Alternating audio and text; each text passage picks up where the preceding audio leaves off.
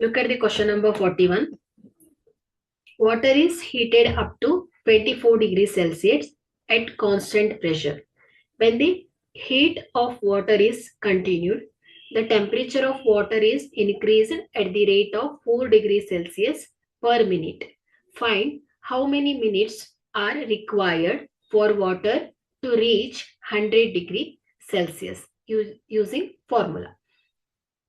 So ಇಲ್ಲಿ starting temperature ಎಷ್ಟಿದೆ 24 degree Celsius. So ಅದನ್ನ ಪ್ರತಿ ನಿಮಿಷಕ್ಕೂ 4 ಡಿಗ್ರಿ ಸೆಲ್ಸಿಯಸ್ ಅನ್ನ ಇನ್ಕ್ರೀಸ್ ಮಾಡ್ತಾ ಬರ್ತಾರೆ.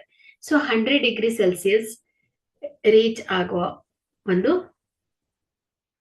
ನಂಬರ್ಸ್. ಸೊ ಯಾವ ಒಂದು ಮಿನಿಟ್ಸ್ಗೆ ಇದು 100 ಡಿಗ್ರಿ ಸೆಲ್ಸಿಯಸ್ ರೀಚ್ ಆಗತ್ತೆ ಅಂತ ಕೇಳ್ತಾ ಇದ್ದಾರೆ.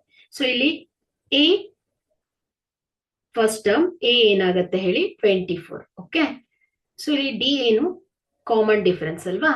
ಸೊ ಏನಿದೆ 4 ಡಿಗ್ರಿ, ಪ್ರತಿ ಒಂದು ನಿಮಿಷಕ್ಕೂ ಏನ್ ಮಾಡ್ತಾ ಇದ್ದಾರೆ 4 ಡಿಗ್ರಿ ಸೆಲ್ಸಿಯಸ್ ಇನ್ಕ್ರೀಸ್ ಮಾಡ್ತಾ ಇದ್ದಾರೆ. ಸೊ ಹಾಗಾಗಿ D is equal to 4. So ಇಲ್ಲಿ ಲಾಸ್ಟ್ ಕೊನೆಯ ಡಿಗ್ರಿ ಸೆಲ್ಸಿಯಸ್ ಎಷ್ಟಕ್ಕೆ ರೀಚ್ ಆಗ್ತಾ ಇದೆ 100 ಡಿಗ್ರಿ ಸೆಲ್ಸಿಯಸ್. ಸೊ ಹಾಗಾಗಿ A N is equal to 100. So ಇಲ್ಲಿ ಈ 100 ಡಿಗ್ರಿ ಸೆಲ್ಸಿಯಸ್ ರೀಚ್ ಆಗಲು ಎಷ್ಟು ನಿಮಿಷವನ್ನ ತಗೊಳ್ತಾ ಇದ್ದಾರೆ ಅಂತ ಹೇಳ್ಬೇಕು. ನಾವು ಎನ್ ಅನ್ನ ಫೈಂಡ್ ಔಟ್ ಮಾಡ್ಬೇಕು.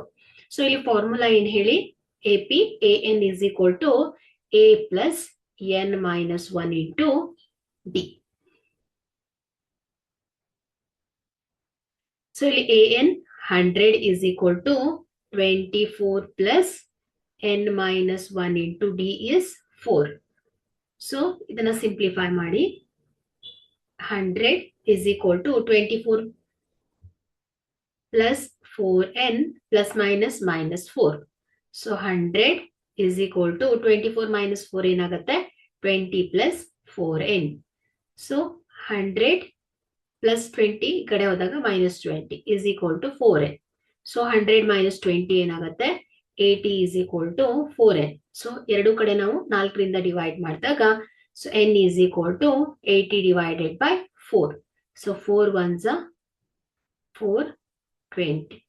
Okay, 420 is 80 agate. So n is equal to 20. Okay, so ಇಲ್ಲಿ 20th minutes ಅಲ್ಲಿ ಏನಾಗುತ್ತೆ, ಸೊ ಈ ಒಂದು ವಾಟರ್ 100 ಡಿಗ್ರಿ ಸೆಲ್ಸಿಯಸ್ ರೀಚ್ ಆಗತ್ತೆ. ಓಕೆ, ಸೊ ಹಾಗಾಗಿ n ಏನಾಯ್ತು 20 ಮಿನಿಟ್ಸ್ ಆಗುತ್ತೆ.